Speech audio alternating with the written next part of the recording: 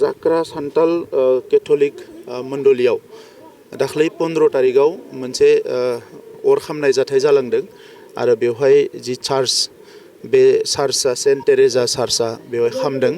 दा बेखौ लानानै पुलिसा बिजिरगासिनो दङ जे बेवहाय सोर इनभल्भ जानो हानाय, सोर माबा मोनसे माबानो हानाय।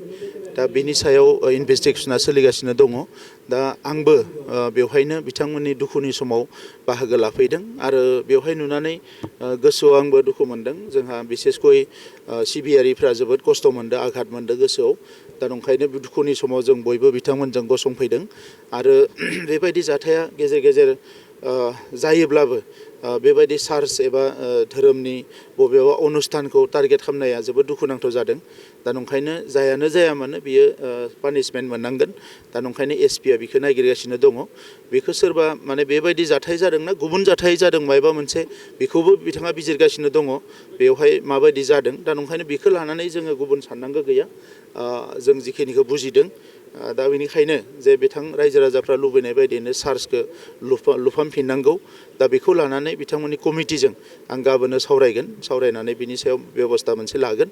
आङो रायजो राजाखौ खावलायदों जाहाथे बयबो खौसेयै थायो आरो बेखौ लानानै गुबुन जाहाथे सानलायलाया बेखौनो आं खावलायदों। आरो बेबायदि जाथाया दासिम जोङो बेबायदि जानायखौ नुवाखैमोन। नाथाय बेवहाय जादों हिसाबै बेखौ निस्सय माने माबा मोनसे जाहोन थानोबो हानाय बा गैयाबो जानो हानाय। दा बेखौ पुलिसनि सायाव जों 100% हगारदों। पुलिसा बेखौ बिजिरनांगौ होननानै। बेबायदि जाथाया मालाबा धोरोमारि दाङाबाजि लाबोनो नागिरो। बेबायदिसिम जानाय नङा बियो। हमना ला बेबायदि एखमबा जों नुदों बहाबा मार्डार जादों, बहाबा माबा जादों। बेयो गोबां समावनो स्ट्रेटेजिक नङा।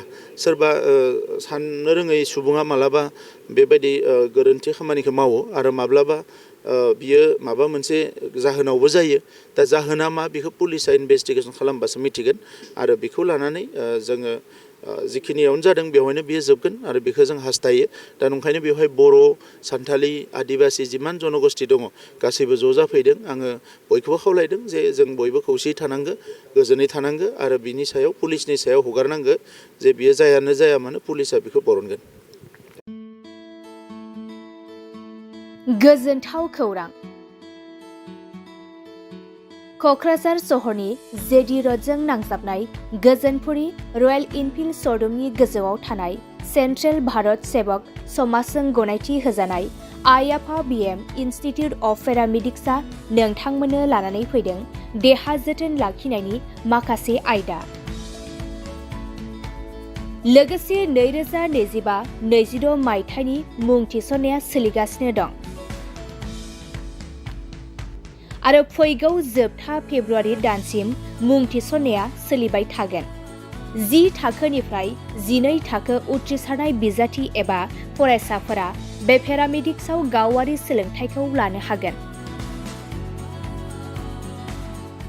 क'क्राझार सहरनि गोजोनपुरी एबा गांजेमा बाजारजों नांजाबनाय आइ आफा बिएम इनस्टिट्युट अफ पेरामेडिक्सआ नोंथांमोननि थाखाय गोदान मुं थिसननाय आयदाफोरा जाबाय BSS Diploma in Medical Laboratory Technology, BSS Diploma in Operation Theatre Technology, BSS Diploma in First Aid and Patient Care आरो BSS Diploma in X-ray and Imaging Technology।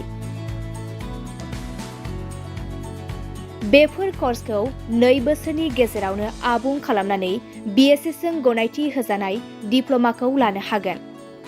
लोगोसे गासैबो डिप्ल'माखौ लानायनि उनाव सोरखारि साख्रि मोननायनि सुबिदाबो दं।